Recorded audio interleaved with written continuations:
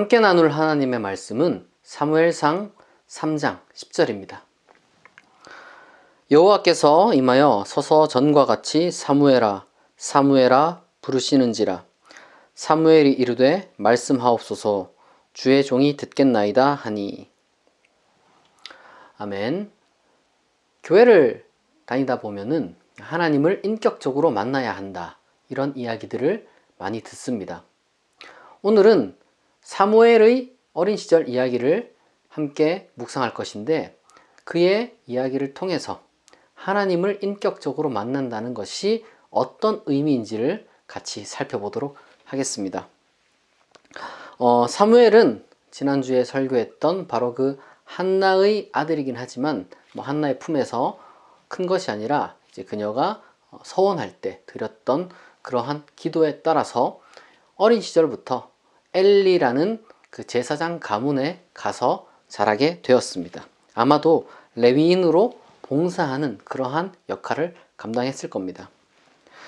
그런데 성경 사무엘상 이렇게 이제 초반부를 살펴보면은 이 엘리라는 제사장 가문에 대해서 우리가 어느 정도 정보를 얻을 수가 있습니다. 사실 좋은 정보가 나오지가 않아요.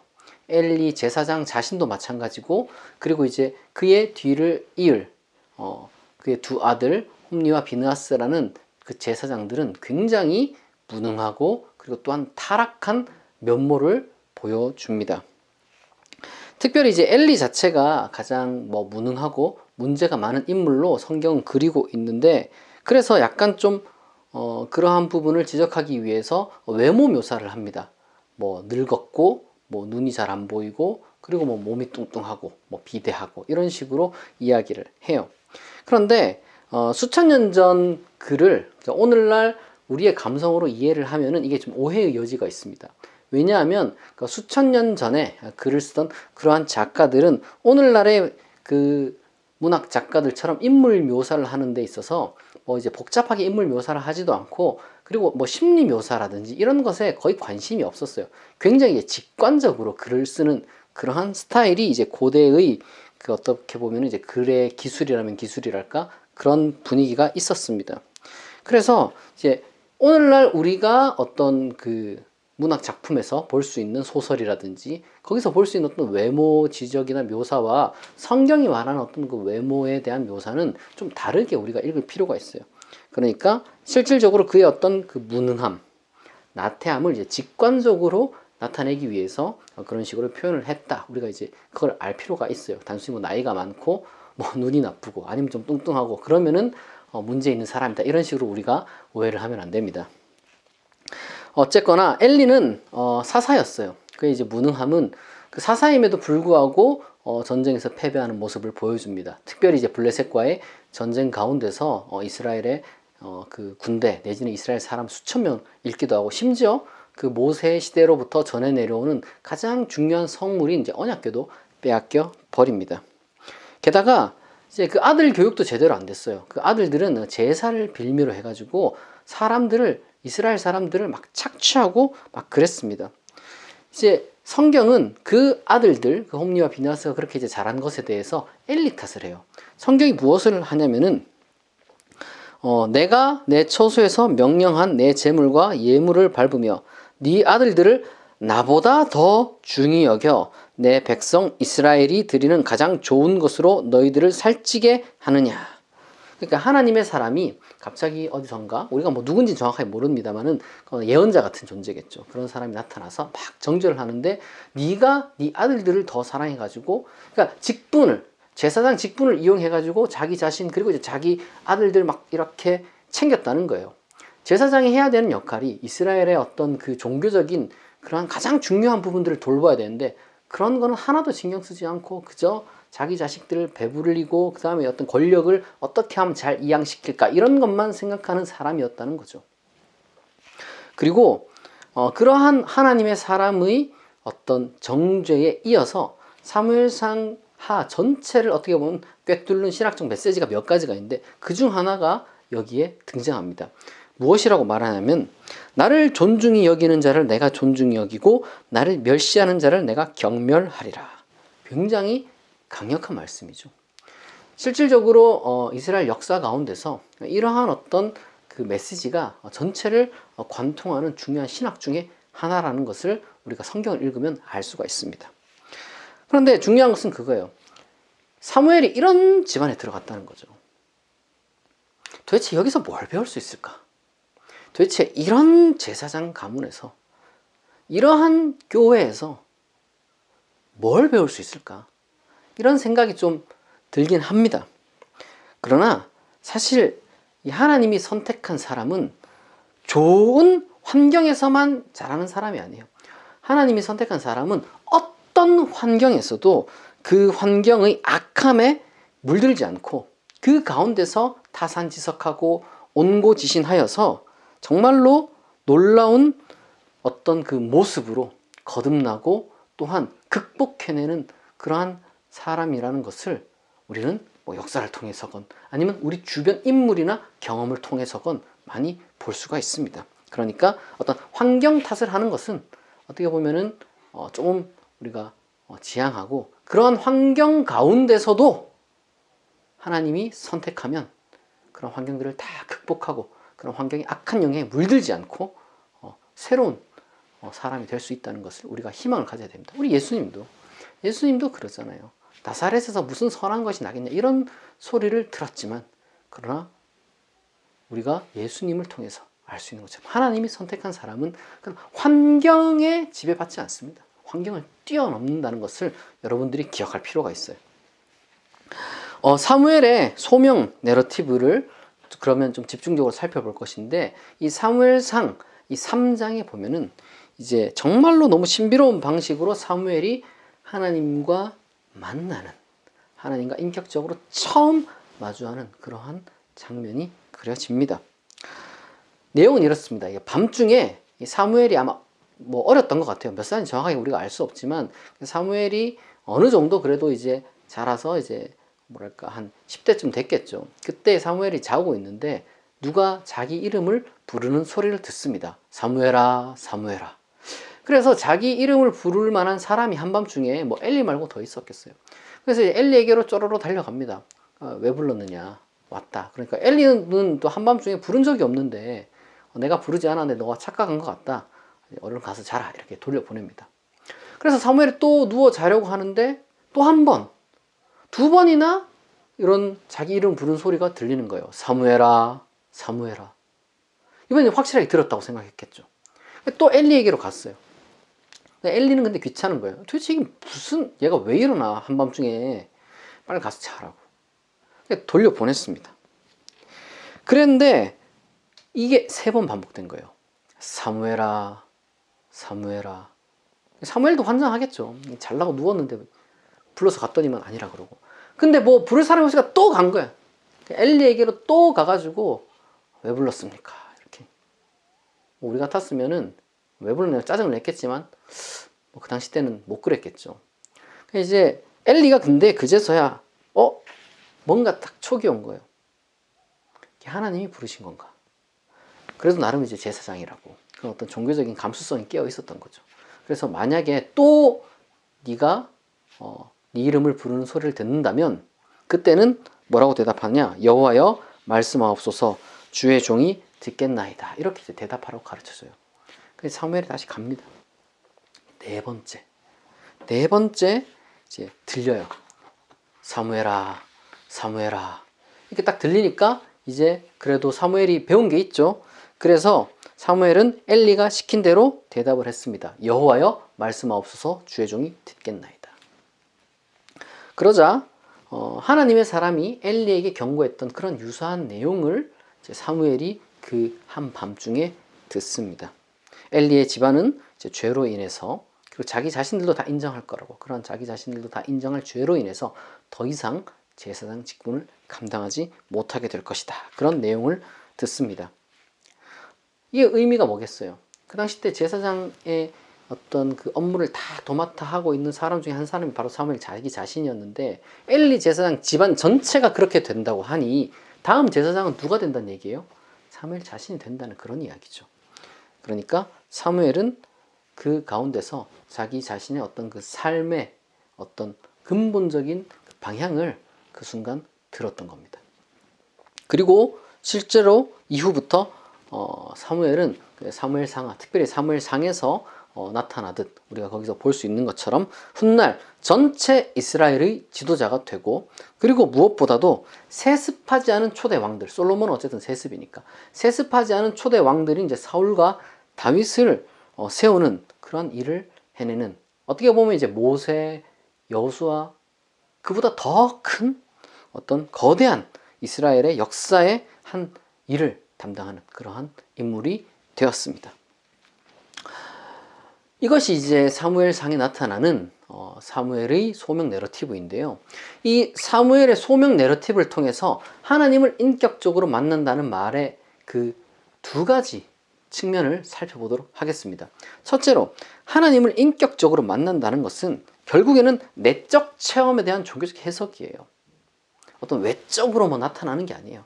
정말 내 마음 속에서 일어나는, 정말 내 마음으로 체험한 어떤 무언가에 대한 종교적인 해석입니다. 교회는 통상적으로 이 해석을 이제 믿음이라고 부르죠. 우리의 마음은 어떻게 보면 이제 외적인 그 대상에 반응을 할 뿐만 아니라 동시에 외적인 대상과는 상당히 무관하게 내적으로도 뭐 사색을 하는 그런 기능을 갖고 있습니다. 그러니까 우리의 마음은 단순히 어떤 그 외적인 것에 대해서 뭐 반작용만 하는 것이 아니라 굉장히 능동적으로도 기능을 한다는 거예요. 그리고 이러한 능동적인 기능, 심지어 이제 뭐 외적인 것에 대한 어떤 반작용이라 할지라도 그 반작용도 수동적인 게 아니라 굉장히 능동적입니다. 수많은 마음이 다 똑같이 기능하는 게 아니란 얘기예요. 제가 좀 쉽게 예를 들어볼게요. 어떤 동일한 음악이라는 외적인 자극이 외부로부터 우리에게 들려집니다. 그러면은 단순히 소리를 듣는다는 걸 넘어서 이 음악을 우리는 해석을 하죠. 뭐 직관적으로 음악 너무 좋은데? 라고 해석을 하는 사람이 있고, 난 이 음악 너무 별로야 라고 해석을 하는 사람이 있습니다. 이게 능동적인 어떤 반응인 것이죠. 그러니까 음악 자체가 다른 게 아니에요. 똑같이 들어도 누군가에겐 너무 좋은 음악이지만 누군가에는 막 썩 좋지도 않은, 어떻게 보면 심지어는 막 시끄럽고 괴롭기까지 한 그러한 음악이 될 수도 있습니다. 이것을 조금 객관적인 용어로 표현하려면은 이제 주관적 인지라고 하는 것이 적절하지 않을까 이렇게 생각을 합니다. 근데 우리의 삶의 거의 전부가 이러한 주관적 인지라는 것들로 구성되어 있어요. 무슨 말이냐? 우리의 인생은 무엇으로 가득 차 있습니까? 우리의 마음으로 가득 차 있어요. 우리의 인생은 아름답다, 뭐 사랑한다, 뭐 슬프다, 밉다, 안타깝다, 놀랍다, 해야겠다, 이게 뭐지?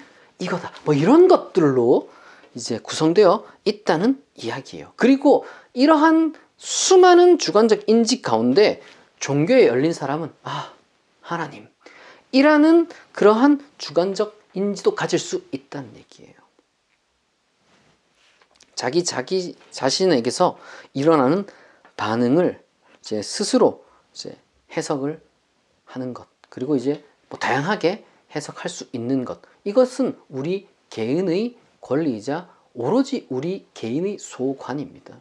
무슨 말이냐면 그건 남이 판단할 수 없는 영역이에요. 전 세계 인구가 다 투표를 해가지고 어떤 음악이 이게 세계 최고의 음악이다 이렇게 뭐 투표를 해서 결정했다 할지라도 내 개인은 그 음악을 전혀 좋아하지 않을 수 있습니다. 단순히 권리가 있는 게 아니라 실제로 그렇게 내가 느껴요. 그런데 너는 그렇게 느끼니까 네가 잘못됐어 라고 말할 수 있는 권리를 가진 사람은 단 한 명도 없다는 얘기입니다. 그리고 내 마음에 들지 않으면 내가 그 음악을 굳이 들을 필요가 없어요. 왜냐하면 이것은 내 취향의 영역이기 때문에 그래요. 물론 우리는 또한 취향의 영역을 넘어선 그 법의 영역이라든지 아니면 더 큰 뭐 상위 가치 체계에 따라서 때로는 취향으로만 뭐 최종 결정을 내릴 수 없는 것들도 있습니다. 조금 더 이제 일상적인 이 이야기의 예를 들어보자면은 뭐 내가 뭐 어떤 음식을 먹는 걸 너무너무 좋아해요. 그런데 내가 그 다음날 수술을 해야 되기 때문에 전날 먹으면 안 된다 이런 약속을 예를 들어서 뭐 병원가 했다고 합시다. 그러면은 내가 먹는 것이 아무리 좋아도 절대로 나는 그 음식을 먹지 않는 것이 옳죠, 상식적으로. 그러니까 이제 이 가치 판단의 영역이 여기에 이제 포함되는 거죠. 해석인 동시에 가치 판단이 함께 여기에 작용하고 있는 겁니다. 우리 모두는 어느 날 갑자기 강렬한 체험을 할 가능성을 지닌 존재입니다. 누구만 특정한 인물만 하는 게 아니라 인간이라면 누구나 살아가다가 어떻게 설명하기 힘든 그런 강렬한 체험을 할 때가 있어요. 그런데 이제 이러한 체험을 판단하고 해석하는 방식에는 몇 가지가 있는데 한 3가지 정도로 우리가 좀 단순화시켜서 이야기를 해볼 수가 있습니다. 첫 번째로는 강한 물리주의적인 방식으로서 그건 그냥 단순히 어떤 수많은 어떤 자연적 인과의 과정의 산물로 보는 거예요. 뇌의 화학작용 정도로 이제 보는 거죠. 여기에는 이런 식으로 판단을 하면은 문제는 우리는 이제 윤리적 책임을 묻는다든지 주관적인 어떤 그 판단을 내리는 주체적인 삶에 대한 주장을 하기가 굉장히 힘들어지겠죠. 아니면은 그러한 체험 자체를 그냥 무시해 버리고 피상적으로 사는 삶도 가능합니다. 뭐 그런 것에 대해서는 깊이 있게 생각을 하지 않는 거죠. 순간순간적인 반응, 단기적인 목표에만 이제 목표를 두는 것이죠. 관심을 두는 겁니다. 그러나 이제 세 번째의 길이 있는데 그러한 체험에 비물리적인 의미를 부여하는 겁니다. 이 종교적 해석, 내적 체험에 대한 종교적 해석이라는 것이 바로 이 3번째에 속한다고 볼 수 있겠죠. 따라서 하나님을 인격적으로 만난다는 것이 내적 체험에 대한 종교적인 해석이라고 했을 때 결코 이건 타자는 이해할 수 없는 철저한 주관의 영역에 속하는 거고 내가 그 부여한 그 의미, 그러니까 믿음으로 말미암아 우리는 하나님과 인격적으로 만남을 가질 수 있게 되는 겁니다. 그런데 우리가 그렇게 하기 위해서는 그렇게 해석할 수 있는 어떤 종교적 틀을 갖고 있어야 돼요. 다짜고짜 그냥 하나님이다 라고 했을 때 하나님이라는 게 뭔지 기본적으로 전제가 깔려 있으니까 그런 식으로 해석을 하는 거잖아요. 그런 것처럼 이 틀을 우리는 가지고 있어야 하는 겁니다. 사무엘상 3장에 보면은 그런 표현이 있긴 해요. 이제 아직 여호와를 알지 못하고 여호와의 말씀도 아직 그에게 나타나지 아니한 때였다라고 이제 사무엘이 한밤중에 자기 이름을 듣는 그 부분을 이제 묘사하는 과정 가운데 그런 묘사가 있는데 그러나 이것은 사무엘이 아직 자기 자신이 겪은 그런 내적 체험을 종교적으로 해석할 만큼 충분한 그러한 역량을 갖추지 못했다라는 것으로 우리가 이해를 해야 합니다. 사실 사무엘보다 더 종교적으로 종교적인 환경에서 자란 사람이 없죠. 그러니까 완전히 무슨 사무엘이 종교적으로 무관한 사람이었는데 갑자기 그런 내적 체험이 일어났다라고 하기보다는 어떤 그런 환경 가운데서 이제 그러한 경험을 겪었다라고 우리가 보아야 하는 것입니다. 그리고 둘째로 하나님을 인격적으로 만난다는 말은 근본적으로 삶의 의미를 발견 내지는 재발견한다는 말과 같습니다. 그러니까 이거는 불건전한 신비주의가 아니에요.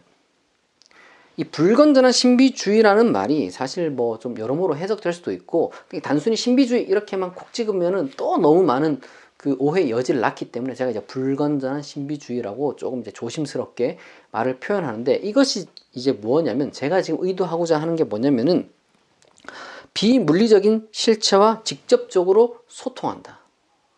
혹은 직접적으로 단편적으로 소통한다를 주장하는 것이 이제 불건전한 신비주의라고 할 수 있겠습니다. 이거는 기독교뿐만 아니라 온갖 종교, 영적 체험에 대한 좀 과도한 주장이라고도 말할 수 있을 것 같아요. 이런 사람들이 많이 있습니다. 그러니까 우리가 구별해야 돼요. 우리가 어떤 체험은 누구나 겪을 수 있습니다. 사람이라면, 인간이라면, 인간은 본래 그런 존재예요. 인간이라면 그러나 누구나 그런 경험을 겪을 수 있음에도 불구하고 종교적인 틀 내에서 이제 해석이 될 때 비로소 그것을 우리는 종교적 해석이라고 이야기를 하는 것이지 그러한 종교적인 해석이나 틀이 없는데 그저 그냥 맹목적으로 이것을 무엇이다 라고 제대로 된 해석을 하지 않으면은 그것은 불건전한 신비주의가 될 수 있는 겁니다. 비록 무능하고 문제가 많은 엘리지만 적어도 사무엘에게 자기 자신이 물려받은 종교의 틀을 또한 이제 사무엘에게 엘리는 이제 넘겨주었습니다. 물려주었어요. 그러니까 사무엘의 종교적 틀은 엘리에게로부터 물려받은 거예요. 그 어떤 뭐랄까 사무엘이 혼자만 갑자기 무슨 독립적으로 뭐 계시를 받아가지고 뭐 그렇게 직접적으로 여호와와 소통했다 이렇게 이제 이야기를 하는 것이 아니라 우선 간접적으로는 이제 어쨌든 엘리 제사장집에서 일을 했잖아요. 그러니까 야훼 종교가 어떤 것인지 사무엘은 거기서 경험을 했습니다. 그리고 또한 직접적으로는 내적 체험을 그렇게 이제 했는데 엘리가 거기에 대해서 그 내적 체험을 어떻게 해석해야 하는지 그 종교적 틀을 제시를 했었죠. 하나님의 이름이 야훼라는 것, 그렇게 불러야 하는 것, 그리고 하나님과 관계를 어떻게 맺어야 할지, 그러니까 말씀하소서 듣겠나이다 이런 식으로 이제 가르쳐 줬다는 거예요. 짧은 문장이지만 여호와여 말씀하소서 주의 종이 듣겠나이다. 굉장히 짧은 문장이지만 여기에 굉장히 많은 것들이 이제 함축적으로 담겨져 있습니다. 그런데 우리가 그걸 생각해야 돼요. 고대 세계에는 어떤 그 신앙이라든지 종교라든지 이런 것들이 너무 투박했기 때문에 이러한 내적 체험과 그리고 그 내적 체험에 대한 그 해석은 특정 인물에게만 주어진다라고 생각을 했습니다. 그러니까 일종의 그건 좀 정치적인 거였죠. 특정한 사람이 하나님과 소통하는 존재다. 이런 식으로 이제 샤먼의 역할은 그런 의미에서 굉장히 정치적인 권력도 가질 수 있었다는 거예요. 그러나 우리는 이미 신약 시대를 통해서 그리고 또한 종교개혁을 통해서 그러한 것들은 굉장히 터무니없는 독선이다라는 것을 최소한 두 번은 명시를 했습니다.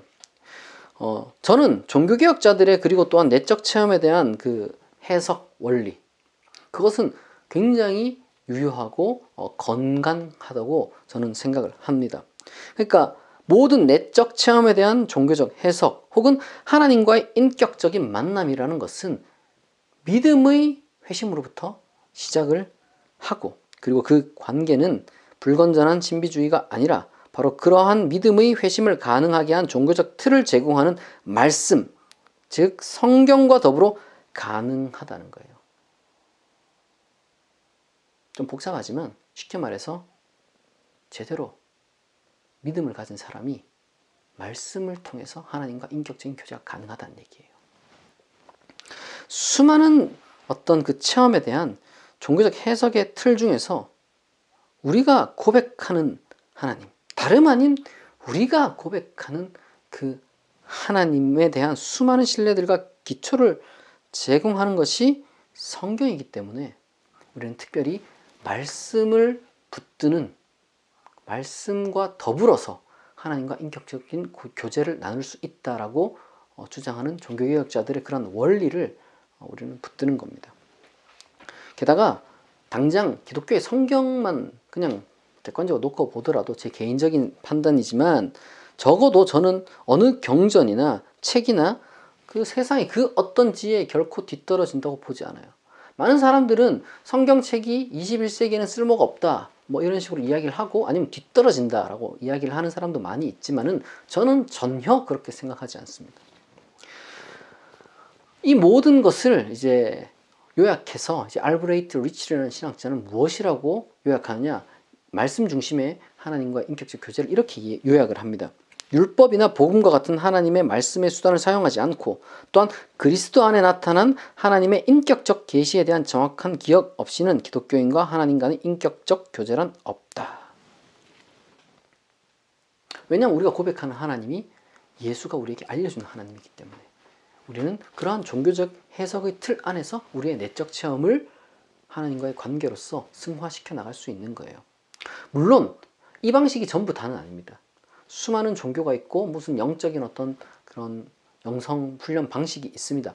훨씬 더 뭐 넓게 생각할 수 있어요. 그런데 적어도 저는 그 정도로 높은 수준에 도달하지 못했고 그리고 또한 그렇게 도달하지 않더라도 지금도 충분히 넉넉하게 하나님과 인격적으로 교제한다는 느낌을 받고 있습니다.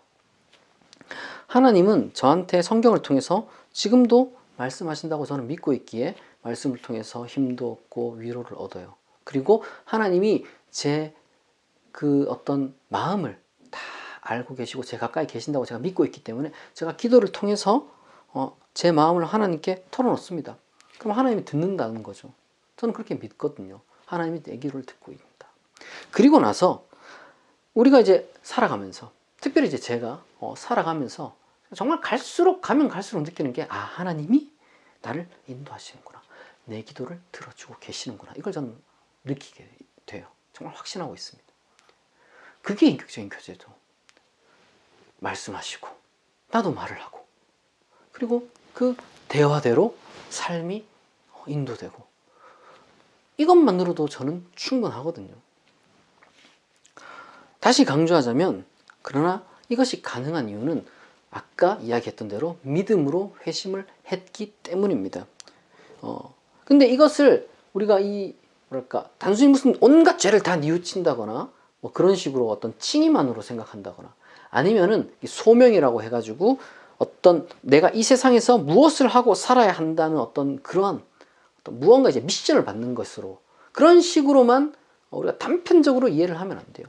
믿음으로의 회심이라는 것은 내 존재 자체를 하나님과 연결지어서 다시 생각하는 것, 그리고 하나님을 진지하게 믿고, 그리고 그분에 대해서 어떻게 하면 내가 더 가까이 나아갈까, 그 길을 이제 고민하게 되는 것에 들어서는 것이 믿음으로 말미암는, 혹은 믿음의 회심이라고 하는 겁니다. 그런 의미에서 조금 다소 어렵지만 신학적 표현들이 여러 가지가 있잖아요. 뭐 칭의가 있고, 지금 얘기했던 것처럼 칭의가 있고, 소명이 있고, 그리고 또 무슨 믿음이 있고, 뭐 화해가 있고, 별별 그런 단어들이 많이 있는데, 결국에는 이것은 삶의 의미를 하나님 안에서 발견 내지는 재발견한다는 그러한 것의 다양한 측면들을 나타내기 위한 그러한 용어들이라고 할 수 있지. 이게 무슨 막 기계적으로 그렇다고 해서 막 딱 무슨 정해져 있고 순서가 있고, 뭐 아니면 무슨 딱 이래야 되고, 이런 게 전혀 아닙니다.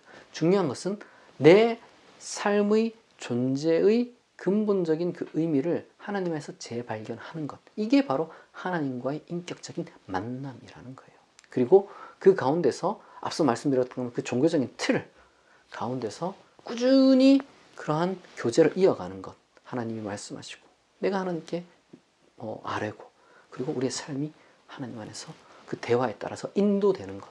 그것이 바로 하나님과의 인격적인 교제라고 말할 수 있는 겁니다.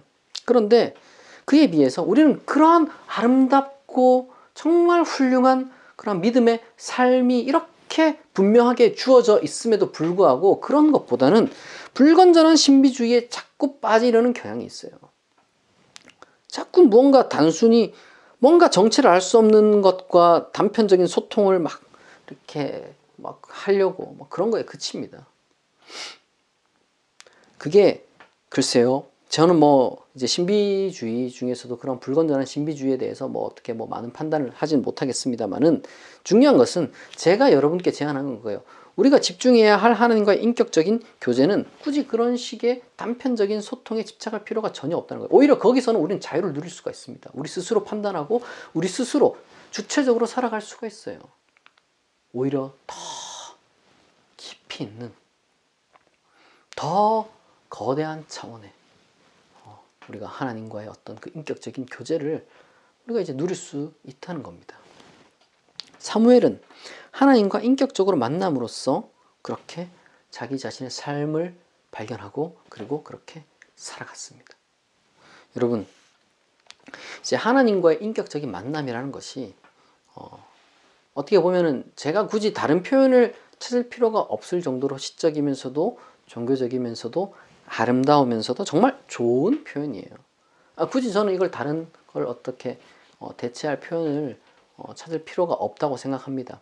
그러나 다소 이제 해설이 필요했기에 제가 조금은 복잡한 용어들을 써가면서 여러분들에게 이야기를 나누었는데요. 중요한 것은 그겁니다. 하나님이 여러분을 사랑하고, 그리고 하나님이 여러분을 위로하고, 그리고 하나님이 여러분을 위해서 여러분에게 힘을 주고 계시다는 사실을, 그리고 실제로 여러분들이 힘을 얻는다는 것을 성경을 읽으면서 여러분들이 깨달을 수 있으면 좋겠고, 그리고 또한 여러분의 마음을 하나님께 이제 기도로 진심으로 아뢰면은 하나님이 다 듣고 계신다는 것을 여러분 깨달으시기 바랍니다.